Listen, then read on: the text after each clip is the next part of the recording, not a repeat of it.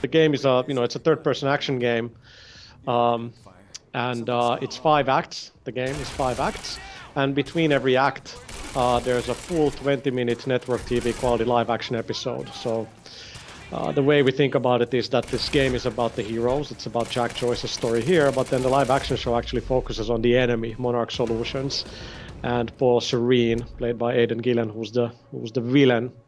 So you actually get to see both sides of the story. The engine is actually, and all of our tools are designed to enable good storytelling. So everything you see here is basically, we think a lot about the cinematic quality of the game, how the visuals look, what sort of details do we present, the aspect ratio, the film grain, the lighting, the shadows. All of it is about just how we can make the game look very filmic. He hid that part of his life from me. Nothing prepared me for the weirdness that was waiting there. We spent a lot of time making sure the characters look great, and it's not just about them looking great, but when you see the faces, they're we can bring across all the nuances from the eyes, the skin stretching. We even modeled all the main cast's teeth, because that's very important actually to make sure that lip sync and things like these work. We don't have famous actors for sake of them being famous. They're there because they're really good actors who can bring the characters to life, and our digital versions of them can actually bring along all the nuances. Paul developed technology for his men to move through stutters. He knew the fracture would occur, prepared for it. It feels awesome. The combination of just taking cover and having a cover-based third-person shooter plus all these time powers that you end up, and as Thomas was mentioning, later on in the game, you end up really having to use them all to your advantage. You can't just depend on any one of them. Time stop is very powerful, but you can't just spam that.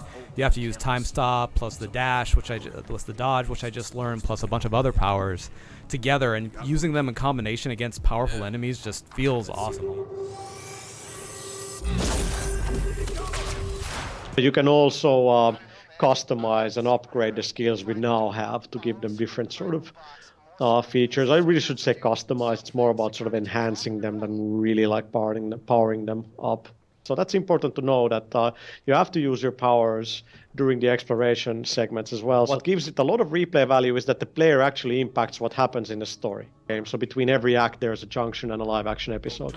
So we make a choice here in the junction, and that triggers the live action episode. What do you want? Names?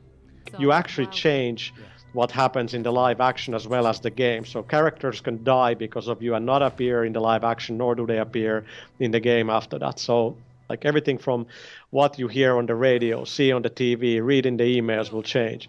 Because we put so much optional storytelling into it that for people who want to dig up that stuff, they can.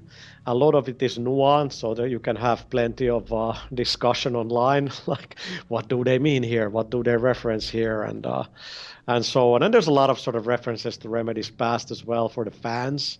Because it seemingly seems like a complicated game and people have been confused about it, but at the end of the day, it's a third-person cinematic shooter that gives the player a chance to impact the story, and it has a lot of story, so not that complicated. And also, it's something new, and that's what's been awesome.